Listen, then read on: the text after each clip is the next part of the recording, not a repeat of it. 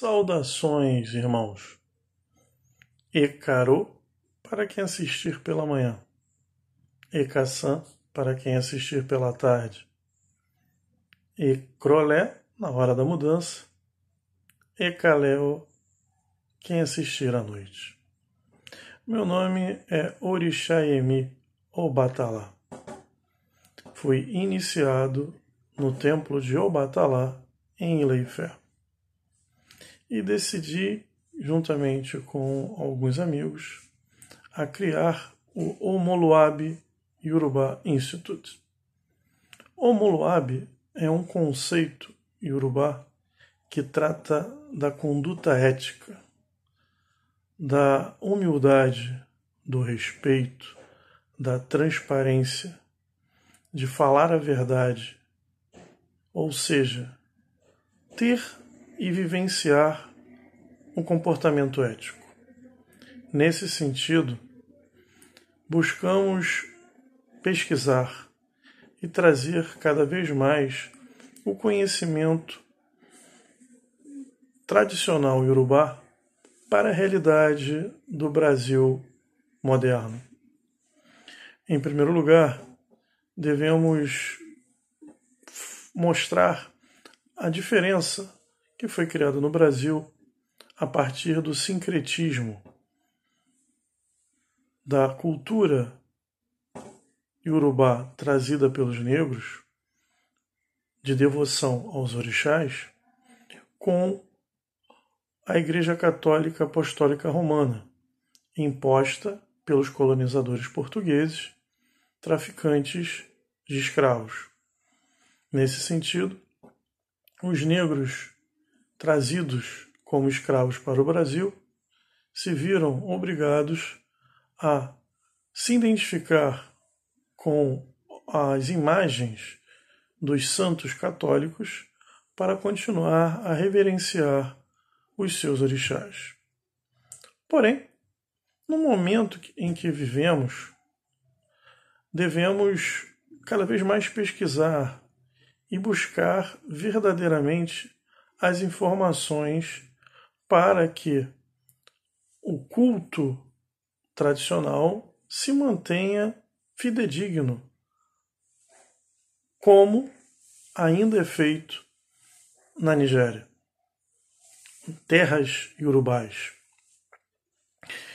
E eu demorei muito para fazer esse primeiro vídeo, porém, na noite de ontem, ao assistir a uma live de um famoso babalaô de São Paulo, em que o mesmo afirmou que tanto faz Iemonjá e Olokun, todas são da água.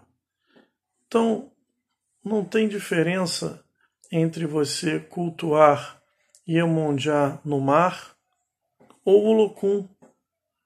E aí eu penso comigo, levando em consideração a experiência que eu tive em terras iorubanas, será que beber água do rio é a mesma coisa que beber água do mar? E aí eu até questiono, será que esse babalaô conseguiria beber somente água do mar durante 7 dias?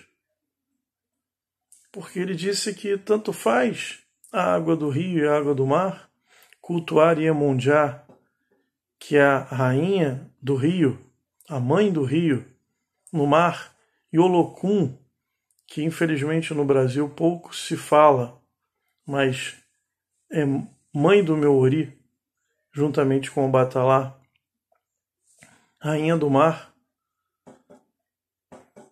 Então, eu, depois de pensar muito sobre o que eu vi e ouvi, né, como também ouvi que todos os orixás se iniciaram em Ifá, onde isso não está presente em nenhum Odu, em nenhum Itã, que todos os orixás se iniciaram em Ifá.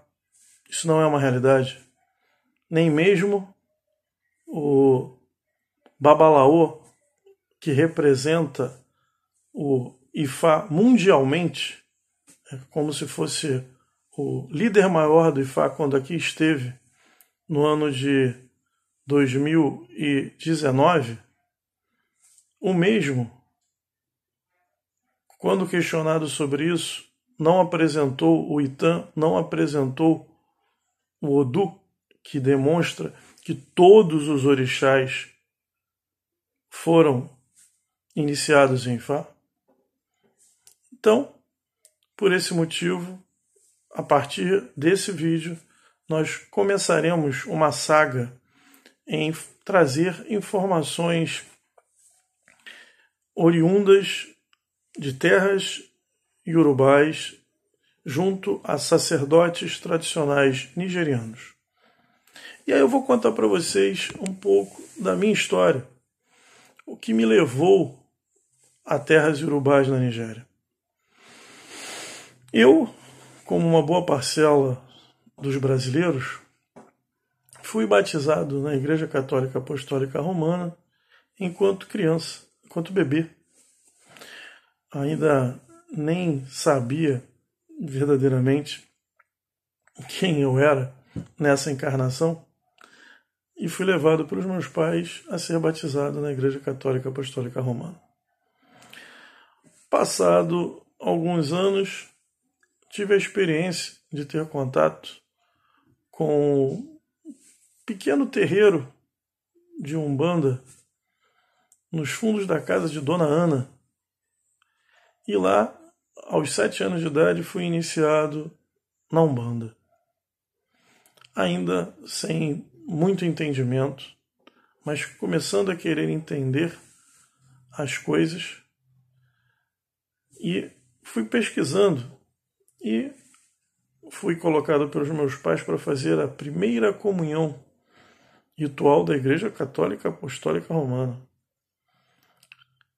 Pois essa iniciação que ocorreu junto à Umbanda era algo reservado, não para ser divulgado socialmente, né? Onde minha cabeça foi lavada com guaraná. E aí, no ritual de preparação para a primeira comunhão, na véspera, eu conversei com o padre para fazer a minha primeira confissão. E, ao conversar com o padre, o questionei sobre reencarnação, o questionei sobre algumas informações que eu já vinha lendo sobre algumas outras denominações religiosas. E o mesmo ficou sem saber me responder, e ali eu percebi que o meu caminho não era dentro da Igreja Católica Apostólica Romana.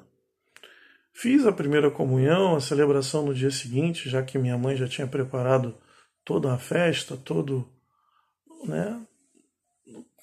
tinha feito convites para familiares participarem da celebração. E no dia após o ritual da primeira Eucaristia, eu virei para ela e disse: mãe, a partir de hoje não comungo mais, pois aqui não é meu caminho. E comecei a pesquisar sobre as religiões, até que, lendo sobre islamismo, budismo, Seishonoye, Igreja Messiânica, Shintoísmo, o Bhagavad Gita do Hare Krishna, eu me deparei com o taoísmo. E o taoísmo é uma religião tradicional chinesa, tão milenar quanto a cultura iorubá. E fui pesquisando e percebi que o meu Ori pensava pela lógica taoísta. E aí procurei me informar aonde existia taoísmo no Brasil e descobri a Sociedade Taoísta.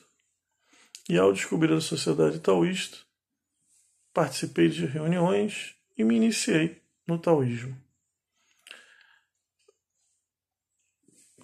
Vivi bem dentro do taoísmo desde quando fiz a minha iniciação com 16 anos até quando, em 2017, me deparei com uma situação problemática dentro da família e as ferramentas que até então me bastavam dentro do taoísmo, com o taoísmo, não conseguiram me trazer as respostas do problema. E aí, nisso, eu ainda frequentava a questão da Umbanda, mas sempre como visitante, e aí procurei, informações com os membros da casa que eu frequentava sobre um jogo de búzios, pois eu ouvia, num processo intuitivo, procure um jogo, procure um jogo, procure um jogo. E assim eu fiz. Procurei um jogo de búzios, indicado por amigos. O jogo me falou sobre uma problemática do momento, mas não a causa realmente maior. Até que, conversando exatamente com uma amiga, e explicando, poxa, eu saí do jogo de búzios, do Eire de Logum, e ainda continuei ouvindo no processo intuitivo, procura um jogo, procura um jogo, procura um jogo. Até que essa minha amiga disse, você já ouviu falar no oráculo do Ifá? Falei, não conheço, nunca ouvi falar. Ela é um oráculo muito semelhante ao I Ching que você joga. Trabalha com a matemática binária também. Falei, é mesmo? Você conhece alguém que trabalha com ele? Sim, conheço uma pessoa aqui no Rio de Janeiro. E eu falei, então, me passe o contato. E eu entrei em contato com essa pessoa e lá fui. Fui num dia até que ele normalmente não atendia as pessoas, que era um dia de domingo, era o único dia que eu tinha disponível. Nessa época eu estava com o funcionamento de uma clínica e a clínica começou a decair consideravelmente, ou seja, perda considerável de pacientes, num momento em que pouco antes tinha um grande movimento. E nesse sentido eu estava envolvido com uma menina, uma mulher, e que de uma hora para outra começaram a acontecer situações estranhas no relacionamento em que aparentemente não tinha motivo para os problemas, Ela, ao se aproximar de mim à noite, após eu retornar da clínica, eu entrava numa situação de sono profundo. Então, isso começou a tornar-se uma rotina e ela começou a não acreditar mais nisso, acreditando que eu tinha desgostado, que eu estava envolvido com outra mulher, e coisa do tipo. Começou uma série de acusações. E eu explicando que não, isso já tinha até acontecido no passado, uma situação semelhante, em que eu, ao me aproximar da menina, também tinha essa sensação de sono. E aí, fui ao encontro desse oraculista, e durante 2 horas ele revelou o problema que estava acontecendo, que na verdade essa questão de dormir quando essa menina se aproximava de mim tinha a ver exatamente com o espírito de uma pessoa que havia sido assassinada por um ex-namorado dela e que ela não sabia, porque quando ela se relacionou com ele já tinha cometido esse homicídio. e ela, por ser médium, esse espírito a acompanhou, e quando ela se aproximou de mim, esse espírito também a acompanhou no sentido de buscar solução para o problema dele, e fazia com que eu dormisse. E aí conseguimos resolver essa situação e, ao mesmo tempo, descobrir que o problema maior que estava envolvendo a minha vida e a vida dos meus familiares era muito mais complicado do que esse. Era um problema de um feitiço que foi feito para o meu pai, pela sua irmã, minha madrinha de batismo. E aí começamos a buscar a solução aqui no Brasil, e as soluções apresentadas no Brasil envolviam valores muito altos, uma mistificação muito grande, né? Por misturas e misturas.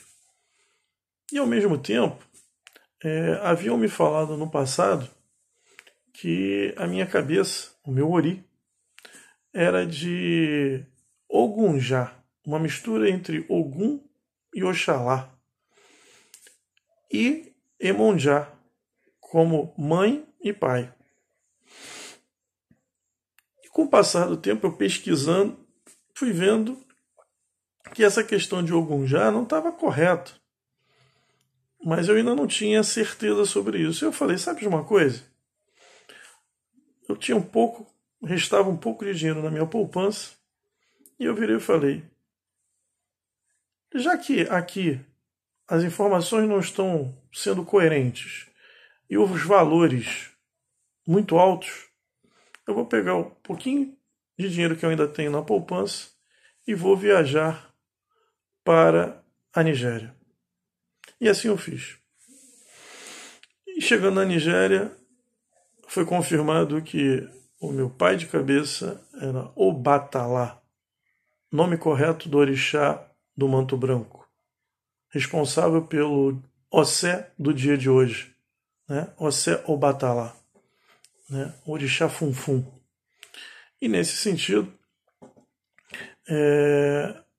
fiz a minha iniciação no templo de Obatalá em Ilé-Ifé, e durante os dias da minha iniciação, né, aconteceram fatos muito curiosos, principalmente no último dia, quando, ao iniciar a ritualística daquele dia, começou a chover e ventar e trovejar muito,